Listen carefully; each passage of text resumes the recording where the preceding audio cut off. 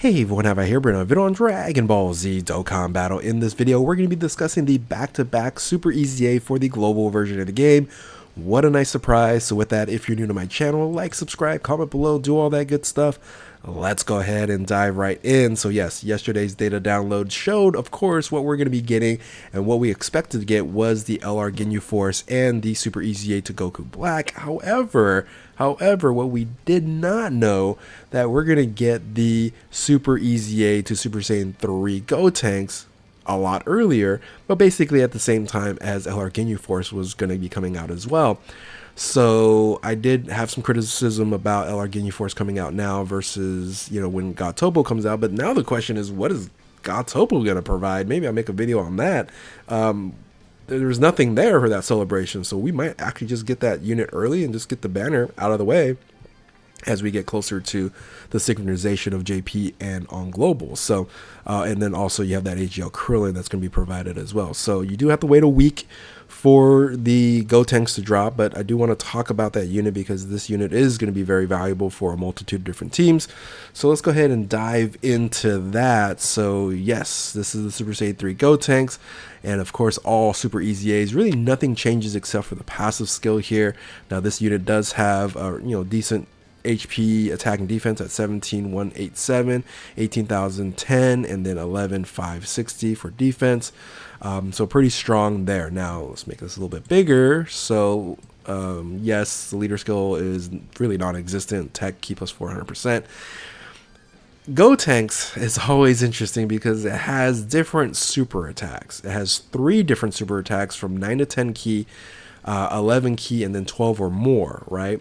Now, again, this doesn't change for the super attack dynamics, and I'm hoping in the future, I don't know if there's just a design issue, or they can't do it, or they didn't want to, make units even stronger. But anyway, they don't change the super attacks, but maybe in the future they will. But the 9 to 10 key, you just raise attack and causes immense damage to the enemy, and then you have massively raises attack at the 11 key, and then causes supreme damage to the enemy and greatly lowers defense at 12 or more key. Damage wise, this is the worst one, is 12 or more, right? And just know that when you're talking about extreme super attacks, right, immense damage super attacks is the best that you want to do. So really, you're going to be focusing a lot on 11 key. There's a lot of different reasons for that, and this is going to be one of those units you do have to watch out and play the game so you can max out the damage it provides. So let's talk about the passive skill and the boost here. Attack and defense 150%, straight up. That's not that high comparable to everything else. However, plus an additional attack and attack 200% and defense 100% when performing a super attack. So after you perform a super attack, you get a massive boost there. So this is going to be primarily going to be a second position or floater unit. I think this is going to be one of the best floater units you can actually run on, again, a multitude of different teams down here in the category. Then this is also a semi-support unit for 3 turns from the start of your entry turn, and that's super class allies 33% to defense, and extreme class allies attack 33%. So extreme class attack boost, super class defensive boost. So nice little option here for a little benefit for all other units on the team. So you also get a plus additional attack and defense 100% when key is 11 or less. So 9 to 10 and 11 here. You're just going to do the most amount of damage in these 2 spots here. But then the 12 key is still useful, but again, try to get 11 or below. To get a little bit more attack band, 11 primarily. So then you get a plus additional attack and defense 50% up to 150 with each attack performed. So this is going to be an easy stack here. You should be able to do this and get to 150% with three attacks. Should be no problem there. But here is where the biggest benefit is. Chance of performing critical hit and damage reduction by 50% within the turn when key is 11. When key is 11 and all allies attacking the same turn gets the acquired key spheres as well. So that is just so powerful when your key is 11. And then if you're 12 or more, right, or not saying even 12 or more, just 12 because it's not an LR. I don't even know why I put the 12 plus there. you have a dodge mechanic, right? So high chance of evading enemies attack, and then plus an additional chance of evading 33%. So that's 50%, so 83% chance of dodging. And I know that's kind of not a plus modification on there, but anyway, that's a way to think about it when your key's 12. So dodge mechanic there, but then you have huge benefit in crit and damage reduction at 11 key. So again, it is something that you have to have focus on playing. Now, if you're going to be running this, if you have over in a flash, right, over in a flash is +3, and then you have the 6, generally speaking, right, you are pretty close, right? You're going to be at 9 key with over in a flash, and you're 6 if you have a +3 to key type of unit on there. So anything else that you're going to get that's going to be supported from the team and things of that nature, it might just put you up and over 11. So again, this is the reason why having a link partner isn't as important as maybe other units on there. So, and then you're on a bunch of different categories I just mentioned before. So you're on Hyper Saiyans, you're on Manga Buu Saga for global. I don't technically think you really need it, but now it's going to be on as a good floater. You have that unit on there, find a trump card, fuse fighters, earthbred fighters. Yeah, this is just going to be a really strong unit that you can use on second position or as a floater. Now, again, just to add on to this, I think I did a full breakdown on this already, but we also get the Goku Black, and this is going to be more for superheroes, right? So more for only one team, super bosses, or like Realm of Gods, Patara. I think this team could work out fine, but generally super bosses is really what you're going to focus on. 19,000, 18,010 when it comes to HP, attack, and defense. I will quickly go through it just because most of you guys already seen this unit many times already. Usable on JP. So this unit is a nuking unit and provides you the opportunity to get defense when attacking when 3 key spheres or more 150%.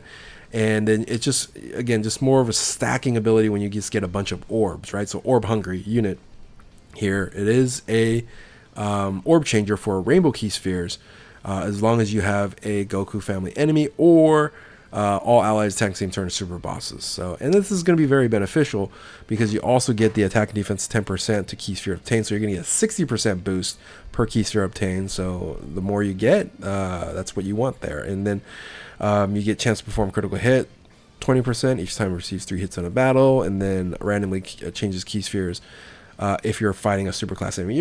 This right here, again, only if you're going to be doing like blue zone and stuff like that you're going to find this on, but on other red zones it's not going to be as beneficial. But this is very strong as rainbow key sphere change, and then a physical key sphere change, and then you also are a support unit, key +3, defense 30%. So I've been seeing a bit of that, right? Gotenks supports, and then Goku Black supports here. So link skills, solid link skills here. Of course, you got big bad bosses, and then categories. It's on, a bit of categories here, but you're not going to use this, unit on very many of these unless you have just a bunch of Zamasus or Goku Blacks on the team. But primarily Super Bosses team is what you're going to be focusing on there. So those are our 2 EZAs. They're incredibly strong, right? So back to back, right? We're going to get Goku Black first, right around the corner from when this video is being recorded, and we have to wait a week for Gotenks.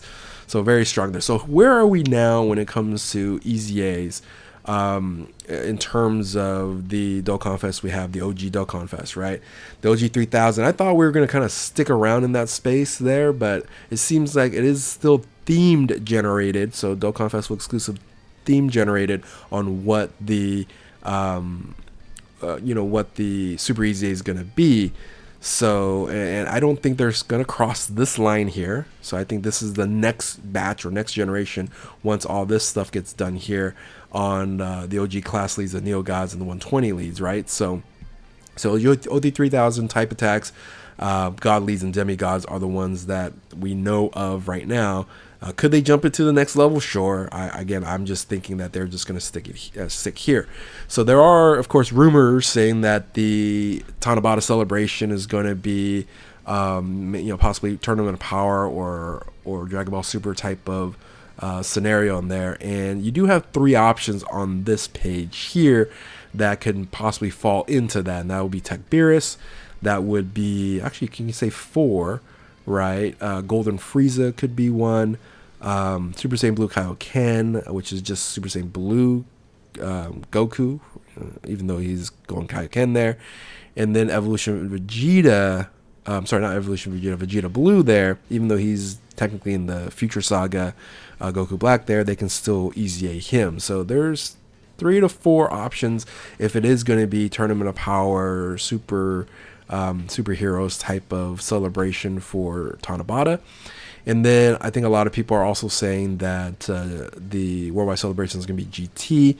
And of course, that's easy. The only option that you have on here for GT would be Omega Shenron, right? So that's what it's going to look like. That's what we are probably thinking, if that's what the themes are, if that's what you're thinking there.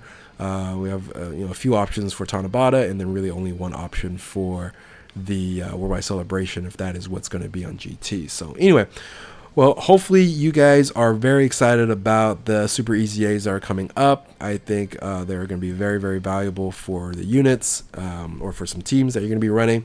But let me know in the comment section below what you think about the schedule for Global.